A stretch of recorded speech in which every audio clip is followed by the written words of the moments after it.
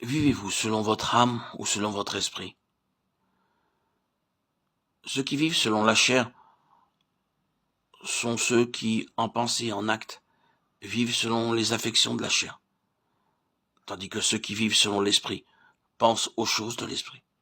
La vie de l'esprit, la joie de l'esprit, l'impulsion de l'esprit, la liberté de l'esprit. Car l'affection de la chair donne la mort, mais la pensée de l'esprit produit la vie et la paix. Les deux sphères sont clairement dépeintes dans ce verset. L'âme dominée par la chair, la sphère terrestre, ou bien l'âme dominée par l'esprit, la sphère céleste. Soyez renouvelés dans l'esprit de votre entendement, dit Paul, Éphésiens 4, 23.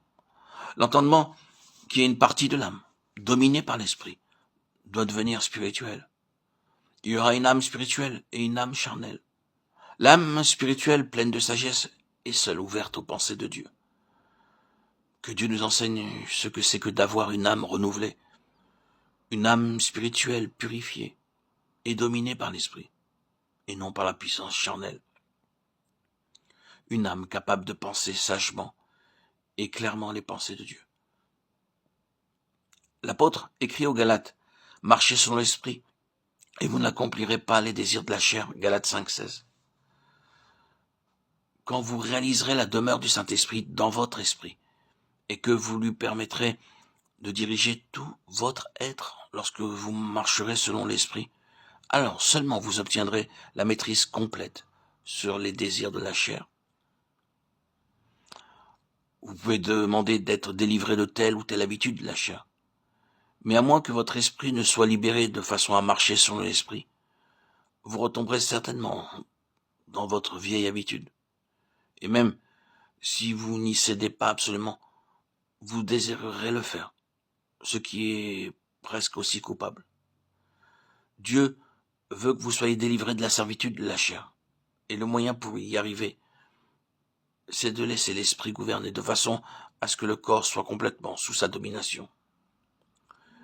Nous voyons dans le Seigneur Jésus, au tombeau de Lazare, comment l'esprit travaille en maître, dominant les armées du mal.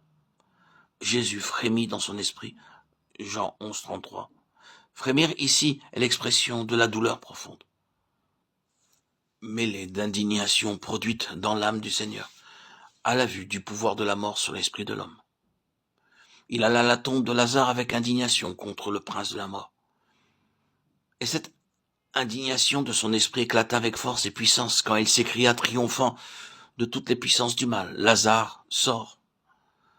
Si votre esprit a été vraiment libéré des liens de l'âme et uni au Seigneur, et si vous connaissez la vie dans l'esprit, vous comprendrez dans quelle attitude Jésus s'approcha de ce tombeau. Car c'est la même indignation du Saint-Esprit dans votre esprit qui vous donne la victoire sur la puissance des ténèbres. Il y a quelque chose dans votre esprit à l'instant où vous percevez l'œuvre du diable qui éclate avec une indignation qui ne vient ni de votre chair, ni de votre intelligence, ni de votre vie de l'âme. À vous. Mais c'est l'autorité du Saint-Esprit, dans votre esprit, qui jaillit de vous.